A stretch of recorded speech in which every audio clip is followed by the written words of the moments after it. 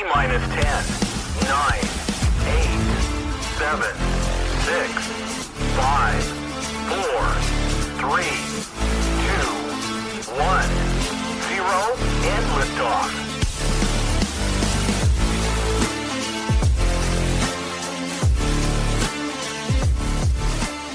All right.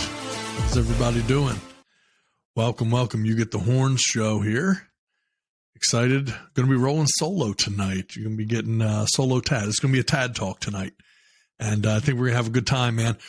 Not going to be with a really long time tonight. We're going to keep it short and sweet, but we're really going to do a little dive into the Super Bowl. Recording this Monday night, the day after the Super Bowl. So, you know, this will be mostly fresh takes as the Super Bowl was just played last night. So anyone who's listening to this, I'm sure saw the game or at least knows the end result here. Chiefs pulling out the win, 38-35. Really a very good Super Bowl. I know there's been a couple, you know, some people complaining about certain calls that were made and whatnot, and we'll address that. But I don't want to lose sight of the fact it was a really good Super Bowl. Saw something about, you know, is this the best Super Bowl ever? Definitely not the best Super Bowl ever, but a very good Super Bowl. It could potentially be a top 5 Super Bowl. So I think we all got to see an excellent game. Honestly, it doesn't matter which side you were on or who you were rooting for. Maybe you weren't rooting for anyone at all. It was still a very enjoyable game to watch and some good football. And so, you know, now, of course, in the aftermath, we've seen, you know, Patrick Mahomes and Andy Reid and everybody doing their interviews. And obviously it looks like they're all going to be back next season, which, you know, is going to be exciting to see what they can do. But I'll tell you somebody who, you know, you don't hear as much about, but who is also having a nice day is running back Melvin Gordon. Melvin Gordon been on Twitter. He's posting pictures of himself smoking cigars and holding the Super Bowl trophy. And, you know, some people giving him a hard time because he really didn't contribute at all to the Chiefs. But it is pretty interesting to see that this guy, where his career path has kind of gone. He was a 2-time Pro Bowler. So he joined the Chiefs in November after he had been cut by the Denver Broncos. And so he's there playing with Russell Wilson and a tremendously underachieving and disappointing Denver team this year. And he signs with the Chiefs right before week 13. Didn't appear in any games. Nothing. Before he was released by the Broncos, he had recorded 90 carries for 318 yards, 2 touchdowns, and 5 fumbles in 10 games. And so then he went over to the Chiefs and their practice squad. And didn't play at all, but now can say that he's a Super Bowl champion. So so Melvin Gordon definitely has just an interesting career for him, man. You know, he started his NFL career with the Chargers. He was drafted in 2015, the number 15 overall pick. It's hard to even imagine that now. You go back to think Melvin Gordon was the number 15 overall pick in the 2015 draft. He was with the Chargers till 2019, scored 36 rushing touchdowns in 4 seasons there. And so you look at that and you go, okay, man, that's 12 touchdowns a year. I mean, this guy's, you know, doing the job. So, sorry, that's not 12 touchdowns a year. I was a little generous to him there, but 36 in 4 years is still, you know, he's still putting up solid numbers. And so, you know, he's in a situation where you think he's going to be good. Then he goes to another AFC West team. So he's with the Chargers. Then he goes to the Broncos. And he rushed for 17 touchdowns his first 2 seasons there.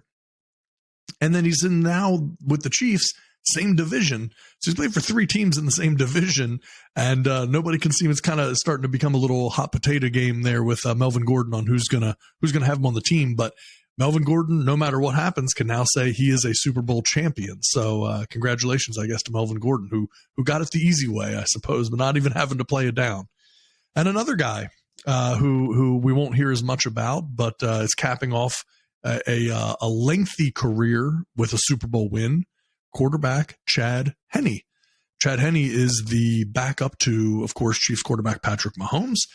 And look, Patrick Mahomes is a guy who, you know, is going to play the vast majority of the time. So you're just not going to have a lot of need for a Chad Henne necessarily. Chad Henne put himself together a nice career, played 15 seasons in the NFL. And, you know, if you look at his final stats, and I've got my notes here, 59.6% completion percentage, threw for 13,290 total yards, 60 touchdowns, 63 interceptions, 76.1% or 76.1 quarterback rating. Look, those are not amazing stats by any stretch of the imagination, but they didn't need to be. And Chad Henne's a perfect example of a guy who found a niche, found a role, and really was able to stay in there and do very well. 15 seasons in the NFL. In that 15 seasons, he earned $38.6 million. So he gets to retire a Super Bowl champion. He's had a great 15-year NFL career, and he's made nearly $40 million in the process. So congratulations, Chad Henne, another guy doing it the right way, man. I mean, there's a lot of guys out there who are much bigger names who have not been able to carve out a 15-year career for themselves in the NFL. It's a demanding sport. It's not easy. And look, there's a lot of good opportunity for guys like, Chad Henne and others. Chase Daniels, another guy, like these guys who are able to stay in the league for a long time in these backup quarterback roles because they're good teammates. Colt McCoy, another great one. Great teammates, great guys to step in for a couple of games if needed. They're not going to really threaten the starter, but they're able to make good money and they're good teammates and they bring, certainly in a lot of instances, leadership qualities to the team and to these quarterback rooms. And so, if you look at some of these guys, and I think there's an easy path into, of course, possibly broadcasting, but certainly coaching. I mean, if you watched Hard Knocks on the Arizona Cardinals, man, I mean, Colt McCoy, he just great teammate, but certainly looked like somebody who could move into broadcasting or to coaching, but really on the coaching side, he seemed like a guy that could do really well with that. So Chad Henne hanging up his spurs, a Super Bowl champion, and very, very well done for him. So now I want to get into a little bit of breakdown on the game and a little bit of interesting information and some news and notes here that I think will be relevant. So if you see me glance over at my notes here, you'll know why. Patrick Mahomes is now the first player in NFL history with multiple MVPs and Super Bowl MVPs in a 5-year span. Never been done before to have multiple MVPs, regular season MVPs, and multiple Super Bowl MVPs in a 5-year period of time. It has never happened before. Patrick Mahomes has done it, and he's the first person to ever accomplish that. Then I was looking up the total number of players, quarterbacks, with 2 MVPs and 2 Super Bowl MVPs. I don't even care if it's the same season. Just what have they accomplished? 2 MVPs and 2 Super Bowl MVPs in their career. And I wanted to list out the players that have done it, and it's a short list. It's Joe Montana. It's Tom Brady. It's Patrick Mahomes. That's it. So those are the only players in history with 2 MVPs and 2 Super Bowl MVPs in their career. So, we're just seeing things that we just aren't even prepared for with Patrick Mahomes and what he's been able to do. So, the numbers, hardly even can do justice to some of the magic of what we've seen. If you watched the game last night, it was really a tale of 2 halves, and it was pretty amazing to be able to see because that first half, I mean, first of all, the Eagles showed their physicality. The Chiefs were a little bit on their heels and trying to kind of figure out how to attack it, but they're a team that makes adjustments, and that's the big thing. Those second half adjustments, you saw the Chiefs make them, and you didn't see the Eagles make them, and because of that, man, the tide turned so quickly in that game. And I do think, if you'd have asked most people and certainly most players at halftime, at least on the Eagles, they would have told you that they were going to pull out that game, and it just got away from them because the Chiefs just kept coming. And we talked on this show a few days ago about the importance of the 2 big things that you need on a team, quarterback and head coach, and that the Chiefs had that. Like in a Super Bowl, if you have the best coach and the best quarterback, man, I like your chances of winning most of the time, right? You're not going to get them all, but the vast majority of the time, the team that has the best coach and the best quarterback is going to be able to win the Super Bowl. Because if you got there in the first place, you got a pretty good team, right? So now you're there. It's one game, and if you got to scheme up one game, and you got 2 weeks to be able to do it, give me the best coach and the best quarterback. And the Chiefs have both of those, and it really came out because, look, I mean, it was a tough time for everybody when they're watching that, and I think the collective kind of gasp heard around the world of seeing Mahomes go down and re-aggravating that ankle injury and being in a lot of pain, and certainly. Those of us here on the show, the group chat was firing off that that might be the game if Mahomes isn't able to get back out there because the Eagles were playing physical, and if Mahomes is in too much pain, I mean, Chad Henne would not have wanted that to be the last game of his career to have to go against that Eagles defense to try to win the Super Bowl. If he had been able to do it, though, heck of a capper on the career. But outside of that. It was just one of those things where Mahomes was able to play through. And I've said a couple times throughout the day today that this was a legendary performance by Patrick Mahomes. If we go back through history, we have a tendency as fans to value these important games where players are able to fight through injury to do amazing things. Right. And so, you go through all of of course, Jordan in the flu game and who was it? Earl the Pearl Monroe that had like the broken leg or whatever that he played through for the NBA. And, we like to see because it's just kind of that it etches in your brain that picture of that player hobbling, Kirk Gibson in baseball, limping up to the plate, hitting that home run and can just, barely limp around the bases. These legendary plays, these guys that have fought through pain, and seeing, what Mahomes was able to do last night. And then later in the game, I mean, the guy breaks off, was a 26, 28-yard run, on that sprained ankle, badly sprained, high ankle sprain, everyone knew he was in pain. And certainly after that, tackle earlier in the game, there was no doubt. So of course they shot him up at halftime and taped him up and did all the things that they do, tore it all and everything else. But, the fact of the matter is it was a heroic performance by Patrick Mahomes. And it was really, really impressive. Flip side of that, ended up making the Eagles only the second team in Super Bowl history to lose a game when they were leading by 10 points or more at halftime. So they had a 10-point lead in history. Anytime, if you have a 10-point lead in the Super Bowl at halftime, you're winning the game. The Eagles are only the second team in history to have a 10-point lead or more at halftime and lose the game. And look, it was this should not be overlooked. This was a very, very good game by the Eagles. Really, really, really impressive game by Jalen Hurts. Did a great job. I mean, he carried that team. The only reason the Eagles were in that game at all was Jalen Hurts. So, we had put out some content, some clips and questions and polls and things like that on, if you were starting a team right now, we talked about it on last week's show. If you were starting a team right now with Patrick Mahomes or Jalen Hurts, who would you take? And of course, the vast majority of people commenting on it were telling us they're going to take Mahomes, of course, right? And it seems pretty easy.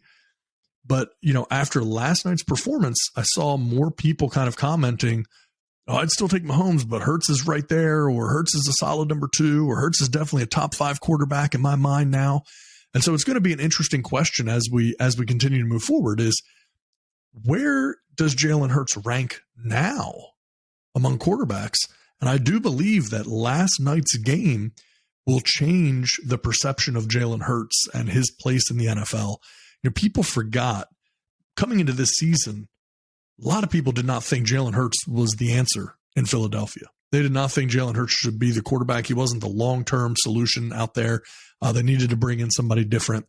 I've always I'm not going to say I'm a Jalen Hurts fan, but I never saw anything that made me think he wasn't capable. And then, you come into this season and of course the guy, through a good portion of the year is an MVP candidate, and that's even with the injured shoulder and things like that. So, you don't want to overlook. I mean, the Eagles played a heck of a game. It was a tough loss. It bothers me a little bit to see people trying to blame it on what maybe you could say is a questionable call against cornerback James Bradbury there on the holding call. But the reality is, first of all, James Bradbury himself has come out and said that it was a penalty. Like, hey, I tugged his jersey. I was hoping that they wouldn't notice it, but yeah, he was not, the receiver was not able to go unimpeded to the ball. And so technically, yes. Now, would I have necessarily wanted to see that call in the Super Bowl? No, I get it, right? I mean, you want him to be able to play through things. But I also don't think that we can pretend that that was the only questionable call, because a little bit earlier on the 3rd and 16, when Dallas Goedert catches the ball kind of up against his helmet, 1 foot in bounds, the other foot, not, the ball's moving, very questionable to me, to my eye, and to those of us on the show, on our chat, very questionable. The movement of the ball, even on the broadcast, they said that it was very, very close. This could have gone either way, and it went the Eagles' way, right? So, okay, so there's that one. And then there was another call, and I'm drawing a blank. I believe it was the Devontae catch hitting the ground and the ball movement, and another questionable call there that went the Eagles' way. So the fact that there's this one call at the end that maybe you could say went the Chiefs' way, even though the Eagles player that was involved in it says that it was actually a penalty, even if you could say that, that's not the reason the Eagles lost this game. And they had gotten other breaks that had gone their way earlier in the game that really aided their ability, and they scored on those drives with those calls. And so, you have to kind of look at it with a clear head and say, look, this was a really good Super Bowl. We were all fortunate to be able to watch this game and see a fantastic Super Bowl performance. And the Eagles still did a great job. In my opinion, the problem that people should have is not with the referees. If you're an Eagles fan or you were rooting for the Eagles, your issue should be with the Eagles defensive coordinator. Because at the end of the day, I mean, they had zero sacks. This is a team coming in that really wanted to be looked at in kind of like an historic light for their defense and their pass rush. And, they had amassed all of these sacks and everything else. And meanwhile, they got nothing at all when the game mattered the most. And so you just can't have that. You can't have that in a Super Bowl. Doesn't matter. There's no excuse, no situation can allow for you to be in a scenario with a top-ranked defense and not to get a single sack, particularly when you have a quarterback who has a high ankle sprain and limited mobility and everything else.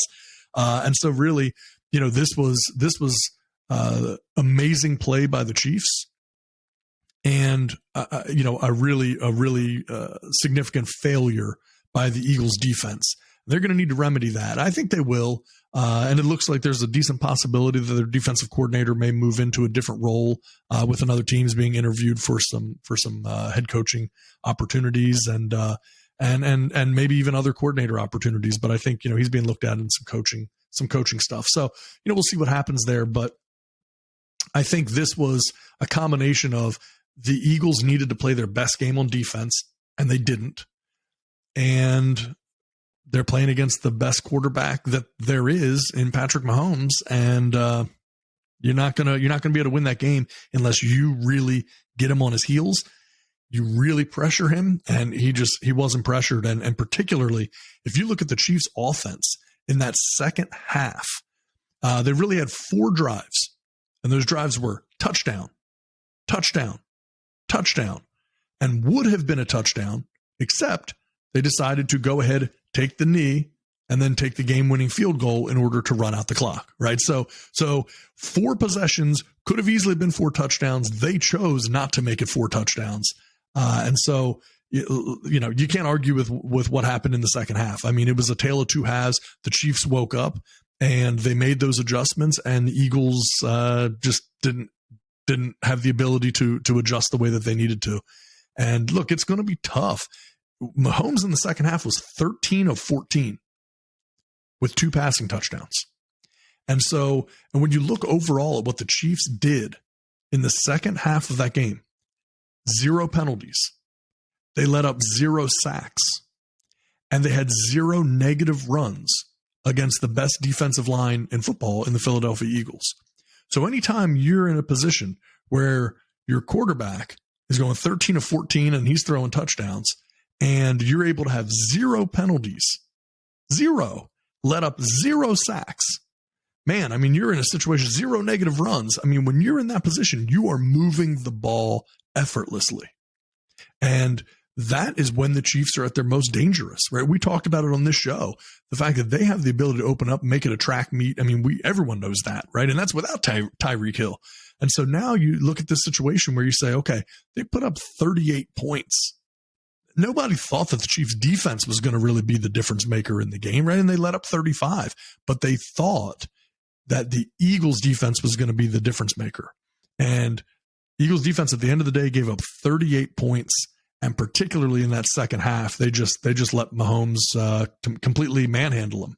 So it was an interesting turn. It was a heck of a game. It was a fun game to watch, and so I think, you know, we've been able to enjoy some really good Super Bowls, and this one was up there, man. And I know, again, it ends. It's a little bit of an anticlimactic ending because you get to that end and then it's just take a knee, you know, run down the clock, kick the field goal to essentially almost ice the game, you know, kick off with 8 seconds left. And I don't know what in the world Jalen Hurts was doing at the end there for what was supposed to be a Hail Mary and looked like he was just kind of, I don't know, just throwing a 20-yarder across the middle of the field or something.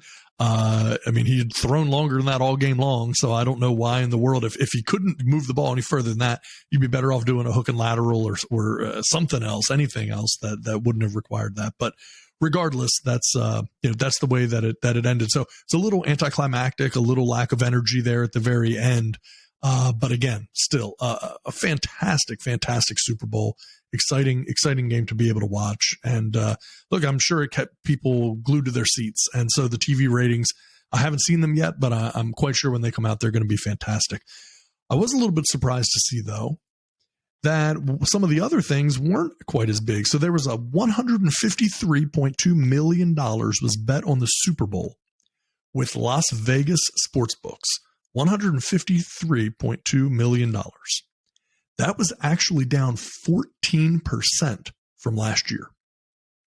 So you would look at that and say, wow, okay, Vegas sportsbooks alone made $153 million or took $153 million in bets, but down 14% from last year. That is significant.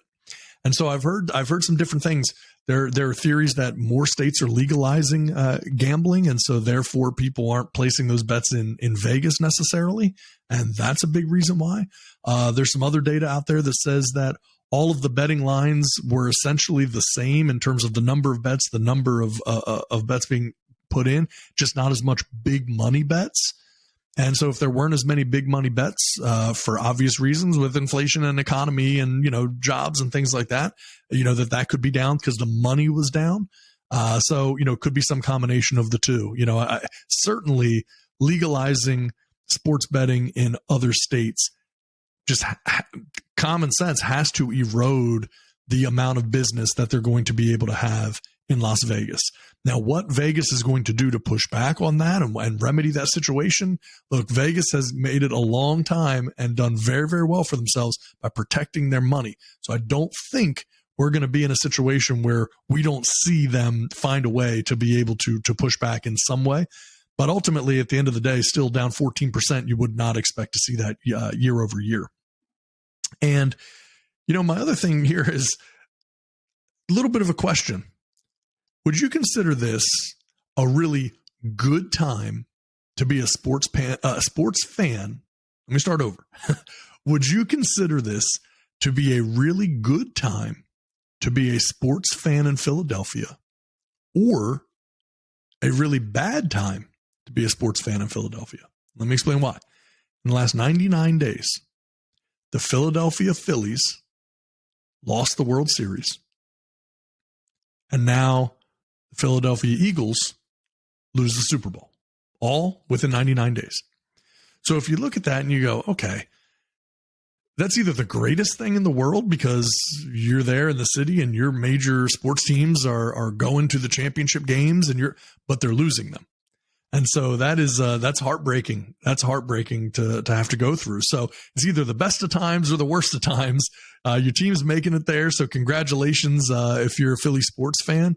But boy, it's gotta be hard on the emotions. There's a lot of brokenhearted fans there when you're seeing your team, continue to lose. So Eagles lost, Phillies lost. So been a little bit of a tough time, but still, again, those are good problems to have if you're in a situation where your teams are making it to the championship game and just not able to pull it out. And then I want to move into one last question here. And this one I think could maybe be, it's a question that I'm going to open up as we, our next episode when we have more people on here. This is just a solo show tonight, but we have more people on. It's definitely something we're going to do a deeper dive on. Is Patrick Mahomes the Michael Jordan of football? And that's a very specific question because I don't believe there has ever really been a Michael Jordan of football. It's not Tom Brady. Let me be clear. And I don't say that. Brady was able to win games. So from that aspect, yeah, but Brady was not dominant like a Michael Jordan. Brady was in the right place at the right time. He was a system quarterback, and he was able to do very well. And nobody's taken that away from him. He's a great champion and a great winner.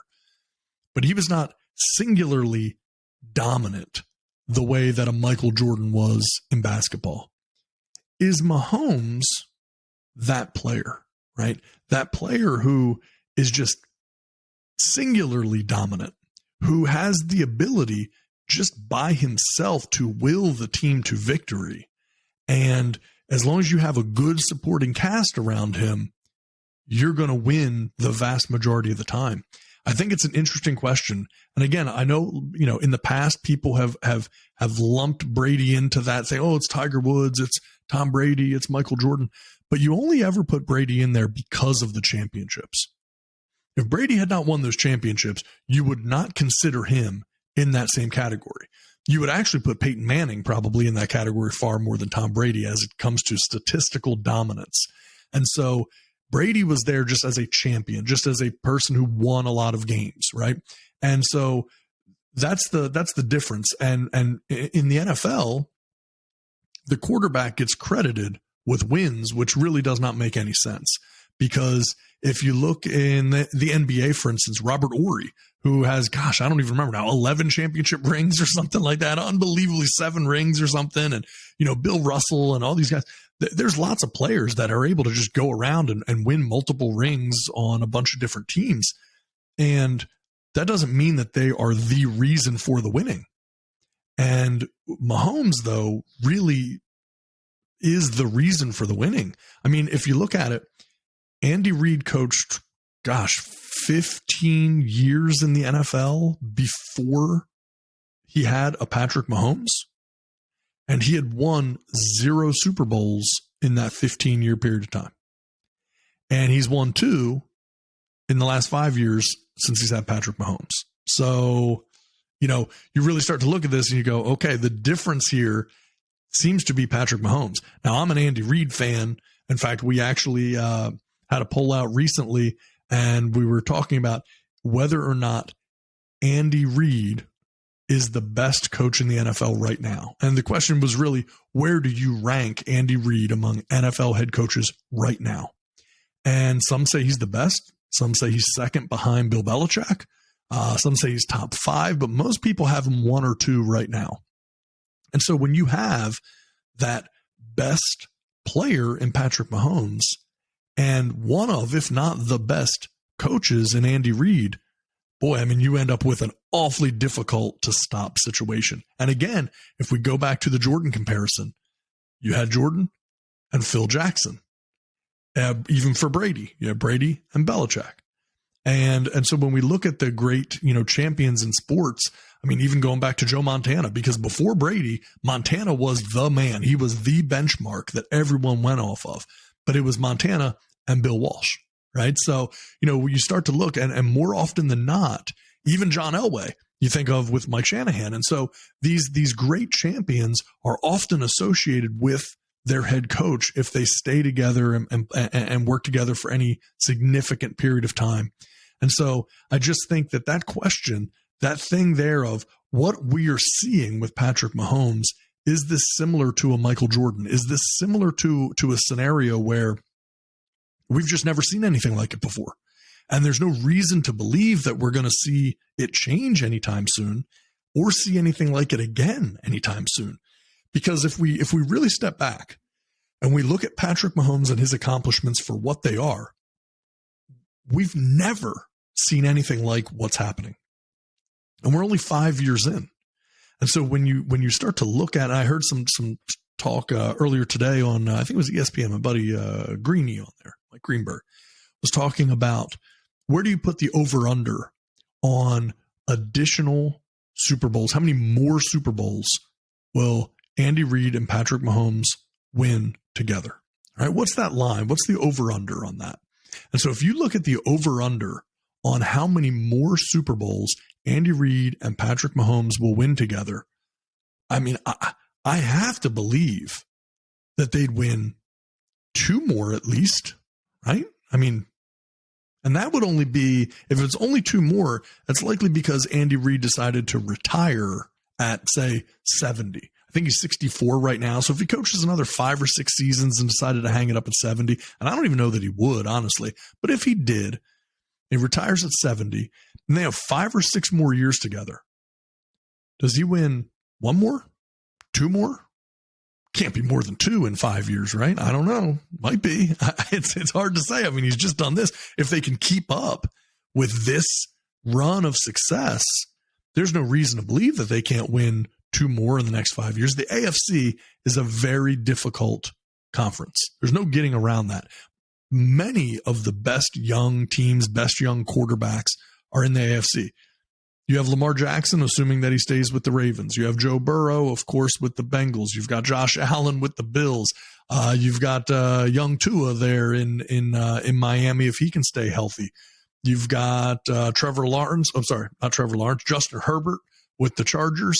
And so you've got some really, really, really good young players there. And again, even when you're looking, I mean, you still do have a Trevor Lawrence. And so you've got all of these guys that are just, starting to stack up. Mahomes is going to have his hands full, but there's no reason to believe that can't be done. And I said this on last week's show, and there's been some clips that have circulated around me talking about this, that I have a sneaking suspicion that the Chiefs are going to bring in a big name wide receiver this offseason. And my bet on it right now is Keenan Allen. I just feel like he's a good fit for that offense, big bodied. And on our next episode, I'm going to do a little deeper dive into some of the things with Keenan Allen. I also think he's a great fit for the Ravens, by the way. Really feel like that there's some opportunity there. So, but I also don't rule out a DeAndre Hopkins, who I also previously said that I could really see going to the Ravens. So I think those 2 players could, either one could fit. I think one could go to one team, one could go to the other, and both teams would be very happy. But yeah, a DeAndre Hopkins or a Keenan Allen could very easily end up with the Chiefs. And so again, the thing that to keep in mind for everybody, this was supposed to be the quote unquote rebuilding year for the Chiefs.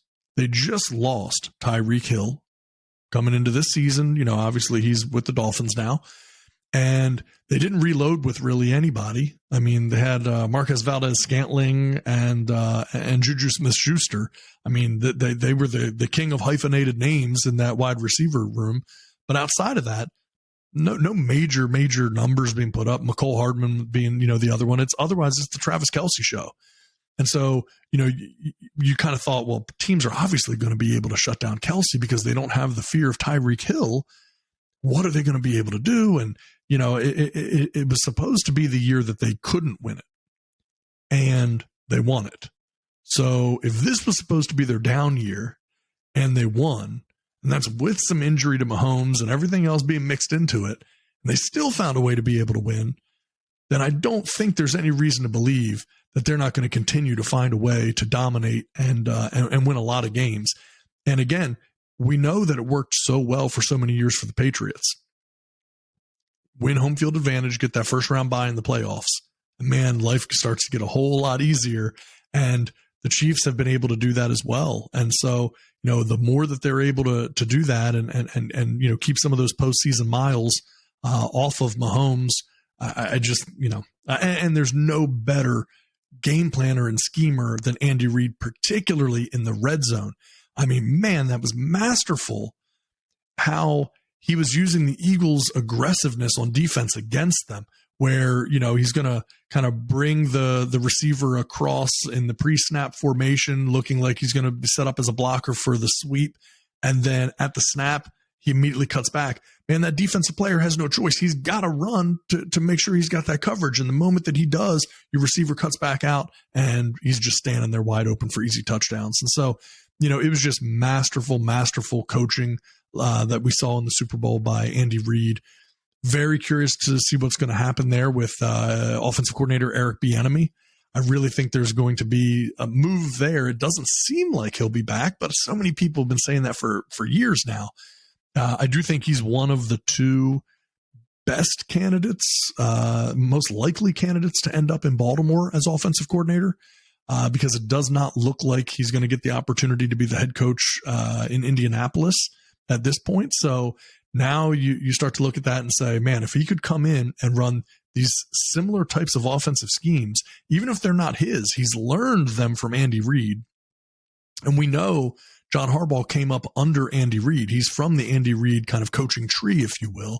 And so to have somebody able to come in and be able to run those types of schemes that can really game plan things for Lamar Jackson and utilize a phenomenal tight end in Mark Andrews, very similarly to the way they've been able to utilize a Travis Kelce. I just think there's a lot of opportunity. So I think Bieniemy has a very high likelihood. And then I think, I'm drawing a blank. It's been a long day, but I think it's Brian Johnson, the quarterbacks coach for the Eagles, is also just a dark horse candidate that I just keep getting a feeling maybe could sneak into this. So we'll see. And then I think it's Todd Monken is another one that I think for whatever reason I just get a vibe that he could go far in this. So we're going to see. There's going to be a lot of change, but no matter what, if Andy Reid's there and Patrick Mahomes is there, you've covered most of your bases already, and then you mix in a Travis Kelce, you got a three-headed monster right there, and then you just put the right supporting pieces around them, and they're just going to continue to get better. They do have some free agents. Orlando Brown Jr. is a free agent after this year, and he's that guy. He's a little tricky personality wise. I mean, he's all business. And, he left Baltimore, went to Kansas City, and he's very particular about how he plays, when he plays, how much he plays, what he's going to get paid. He's not going to take a penny less than he believes he's earned and is worth. And so I do think he'll have to be an expensive re-signing for them. But, look, the Chiefs right now, I believe, are $23 million under the salary cap. I don't have salary cap numbers in front of me, but if memory serves, I think they were right around that. They're kind of middle of the league. And they need to re-sign some people, but man, they got the team, relatively well locked up. And likewise with the Eagles. I mean, look, we're going to have to figure out at some point this, Jalen Hurts contract, and it isn't going to be cheap. The difference is I'm surprised in a lot of ways that we haven't seen teams going more to the Mahomes structure on a contract of a 10-year deal where you're able to pay him $50 million a year or whatever, but it's over 10 years. So what actually happens over time is that deal gets progressively more team friendly as the cap hit goes down. Even if it's $50 million a year, the overall salary cap is going to continue to increase. So that's a win-win for the player and the team, but you have to really trust in that quarterback. You have to trust that they're going to be able to stay healthy. One catastrophic injury and things could be bad. But to have that long-term deal, and they've got Mahomes locked up or had him locked up from the signing for 10 years, man, I mean, that's just no wonder Andy Reid's not looking to retire anytime soon. You have every single thing you would possibly want to create not only a dynasty, but just, stacking wins and dominance. And they're already off to such an incredible start. There's no reason to believe that they're going to slow down. So anyway, Eagles, again, Really, really good game. Nick Sirianni, head coach, look, has come in. He's done a really impressive job. And so no reason to believe that they're not going to be able to be back there too. I think they have most of their people under contract. I think that the Eagles, the initial betting lines and odds for winning the Super Bowl next season is out. And from what I saw, and I don't remember if this was Caesars or Wynn, but anyway, they had the Chiefs at number 1. And then they had the San Francisco 49ers at number 2, which was very surprising. And then the Eagles were further down the list. I don't even think they were 3. I think they might have been 4 or 5. But we don't even know who the Niners quarterback is going to be. So I'm very surprised, unless the guys in Vegas know something that the rest of us don't, and they often do, unless they know something about what's going to be happening at quarterback for the Niners that the rest of the world doesn't know. To say that the Niners have the second best chance when we don't even know, and you're putting them ahead of the Eagles, I don't know. That's interesting. That's very interesting to me. They either have a lot of faith in Brock Purdy, they have way too much faith in Trey Lance, or they know something that the rest of us just don't know yet. So I don't know. That's an interesting one, but I think the Eagles are going to be good for quite a while, providing that they can stay healthy. I think there's going to be a lot of good things happening there. So anyway, excellent Super Bowl. We're going to be coming with some more content here on the show, but first things first, I just wanted to make sure that we got out here tonight with a Tad talk and break down some information from the Super Bowl. We had a great time, great game. For those of you who haven't been to a Super Bowl, I've been to a Super Bowl before, and I can tell you it is an event and a lot of fun to do. But man, it is such a unique experience, and so. I'm very curious as we start to see more and more stuff come out, from the people that were there. And, the cheapest tickets I saw before the game were almost $5,000. So it is not inexpensive to go to a Super Bowl, but it's a fun experience to have. And so the people last night in particular, man, they got a heck of a show. So this one was a fun time to watch, and hope everybody enjoyed themselves, stayed safe for the Super Bowl.